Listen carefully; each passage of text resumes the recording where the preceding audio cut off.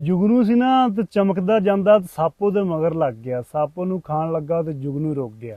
जुगनू ने रोक के सप्प नू सवाल किया कि मैं तेरी गज़ा जड़ियां चीज़ां तू खाना है मैं उन्हां चीज़ां दे विच्चों हाँ। सप्प ने कहा नहीं। उन्हें क्या फिर तू मैनू क्यों खाना चाहुंदा है, मैं तेरा कुछ गवाया? सप्प ने कहा नहीं। उन्हें क्या फिर क्यों? उन्हें क्या क्योंकि तू मैनू चमकदा चंगा ही नहीं लगदा।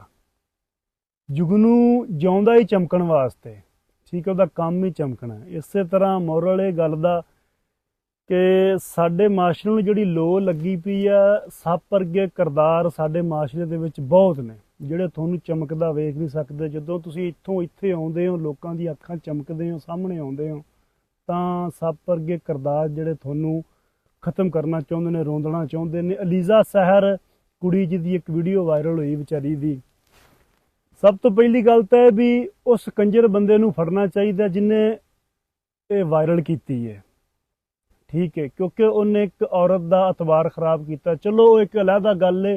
ਜੋ ਅੱਜ ਕੱਲ੍ਹ ਸਾਡੇ ਵਲੋਗਰ ਤੇ ਸੋਸ਼ਲ ਮੀਡੀਆ ਤੇ ਪੱਤਰਕਾਰ ਤੇ ਲਟਰਾਂ ਪਟਰਾਂ ਮੁਰਾਂ ਪਰਾਂ ਲੀਜ਼ਾ ਸਹਿਰ ਵਿਊ ਲੈਣ ਵਾਸਤੇ ਪਹਿਲਾਂ ਉਹਦੇ ਖਿਲਾਫ ਗੱਲਾਂ ਕਰਦੇ ਰਹੇ, ਫਿਰ ਪਤਾ ਲੱਗਾ ਜੀ ਖੁਦਕੁਸ਼ੀ ਕਰ ਲਈ ਉਹਨੇ, ਫਿਰ ਉਹਦੇ ਹੱਕ 'ਚ ਗੱਲਾਂ ਕਰਨ ਲੱਗ ਪਏ। ਕੋਈ ਸਟੈਂਡ ਹੀ ਨਹੀਂ ਹੈ ਇੱਕ ਮਿੰਟ 'ਚ ਇੱਧਰ ਇੱਕ ਮਿੰਟ 'ਚ ਇੱਧਰ, ਹਾਲਾਂਕਿ ਉਹਨੇ ਕੋਈ ਖੁਦਕੁਸ਼ੀ ਨਹੀਂ ਕੀਤੀ। ਗੱਲ ਇਹ ਕਿ ਉਹ ਕੁੜੀ ਇੱਕ ਛੋਟੇ ਜਿਹੇ ਪਿੰਡ 'ਚੋਂ ਉੱਠ ਕੇ ਹਾਸਲਪੁਰ, ਜਿਹੜਾ ਕਿ ਇੱਧਰ ਟਿੱਬਿਆਂ ਵਾਲੀ ਸਾਈਡ 'ਤੇ ਏਰੀਆ ਜਿੱਥੇ ਇੰਟਰਨੈਟ ਦੀ ਰਸਾਈ ਨਹੀਂ ਹੈ, ਉੱਥੋਂ ਉੱਠ ਕੇ ਉਹਨੇ ਪੰਜਾਬ ਦੇ ਕਲਚਰ ਨੂੰ ਉਜਾਗਰ ਕੀਤਾ। ਜਿਹੜੇ ਕੰਮ ਸਾਡੀਆਂ ਮਾਵਾਂ ਬੀਬੀਆਂ ਸਾਡੀਆਂ ਪੰਜਾਬ ਧਰਤ ਦੀਆਂ ਵਸੇਬ ਤੇ ਰਹਿ ਕੇ ਕਰਦੀਆਂ ਸਨ, ਉਹ ਕੰਮ ਉਹਨੇ ਸੋਸ਼ਲ ਮੀਡੀਆ ਰਾਹੀਂ ਲੋਕਾਂ ਦੇ ਸਾਹਮਣੇ ਲੈ ਕੇ ਆਏ। ਕਿਤੇ ਪਾਥੀਆਂ ਪੱਥਦੀ ਹੈ, ਕਿਤੇ ਮਿੱਟੀ ਲਿਪਦੀ ਹੈ, ਕਿਤੇ ਮਤਲਬ 100 ਵਾਹੀ ਬੀਜੀ ਦਾ ਕੰਮ ਵੀ ਉਹ ਮਤਲਬ ਇਹ ਚੀਜ਼ਾਂ ਉਹ ਵਿਖਾਉਂਦੀ ਰਹੀ। ਮਤਲਬ ਵਧੀਆ ਕੰਮ ਇੱਕ ਉਹ ਆਪਣਾ ਪੰਜਾਬ ਧਰਤੀ ਨੂੰ ਲੈ ਕੇ, ਪੰਜਾਬ ਦੇ ਵਸੇਬ ਨੂੰ ਲੈ ਕੇ ਕੰਮ ਕਰਦੀ ਸੀ। ਜ਼ਾਹਰੀ ਗੱਲ ਲੋਕਾਂ ਨੂੰ ਨਹੀਂ ਚੰਗੀ ਲੱਗੀ, ਉਹ ਜੁਗਨੂ ਵਾਂਗੂ ਚਮਕਦੀ ਸੀ, ਉਹ ਨਹੀਂ ਚੰਗੀ ਲੱਗੀ।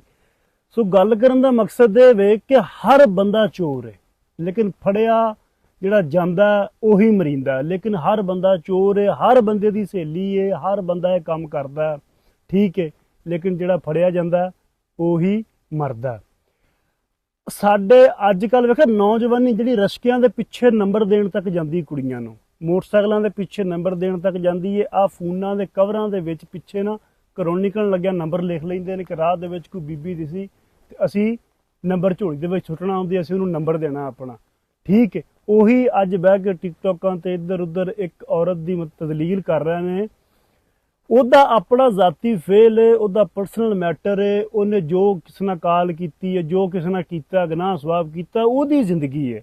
ਤੁਹਾਨੂੰ ਉਸ ਕੰਮ ਨਾਲ ਤੁਹਾਨੂੰ ਕੋਈ ਮਸਲਾ ਆਇਆ, ਤੁਹਾਡੀ ਜ਼ਿੰਦਗੀ ਦੇ ਵਿੱਚ ਕੋਈ ਪ੍ਰੋਬਲਮ ਆ ਰਹੀ ਹੈ ਜਾਂ ਤੁਹਾਡਾ ਕੋਈ ਨੁਕਸਾਨ ਕਰ ਰਹੀ ਹੈ ਉਹ, ਫਿਰ ਤਾਂ ਤੁਸੀਂ ਹੁੱਲੜਬਾਜ਼ੀ ਕਰੋ ਵੀ। 3 ਦਿਨ ਉਹ ਟਵਿੱਟਰ ਤੇ ਟੌਪ ਟ੍ਰੈਂਡਿੰਗ ਦੇ ਵਿੱਚ ਰਹੀ ਹੈ। ਹੁਣ ਉਹ ਫੇਸਬੁੱਕ ਤੋਂ ਟੌਪ ਟ੍ਰੈਂਡਿੰਗ 'ਚ ਆ ਗਈ ਹੈ, ਟਿਕਟੋਕ ਤੋਂ ਟੌਪ ਟ੍ਰੈਂਡਿੰਗ 'ਚ ਆ ਗਈ ਹੈ।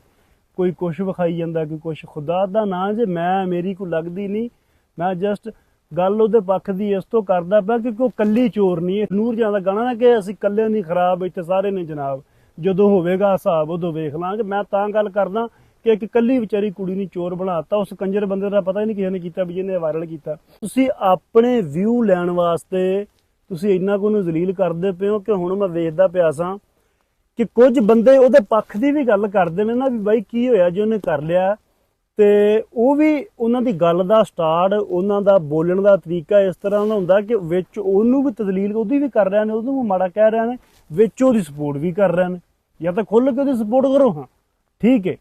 ਪੋਰਨ ਸਟਾਰਾਂ ਨੇ ਉਹਨਾਂ ਦੀਆਂ ਹਜ਼ਾਰਾਂ ਵੀਡੀਓ ਤੁਸੀਂ ਦਿਨ ਰਾਤ ਵੇਖਦੇ ਹੋ, ਟੌਪ ਟ੍ਰੈਂਡਿੰਗ ਤੁਹਾਡਾ ਮੁਲਕ ਹੈ ਪਾਕਿਸਤਾਨ, ਜਿਹੜਾ ਪੋਰਨ ਸਰਚ ਕਰਦਾ ਵੇ ਗੂਗਲ ਤੇ, ਹੈਂ, ਉਹਨਾਂ ਨੇ ਤੁਸੀਂ ਕਦੀ ਵੀਡੀਓ ਨਹੀਂ ਬਣਾਈਆਂ, ਉਹਨਾਂ ਦੇ ਕਈ ਤੁਸੀਂ ਟ੍ਰੈਂਡ ਨਹੀਂ ਚਲਾਏ। ਉਹ ਵੀ ਤਾਂ ਸਟਾਰ ਨੇ, ਇਹ ਵੀ ਸਟਾਰ ਸੀ, ਠੀਕ ਹੈ।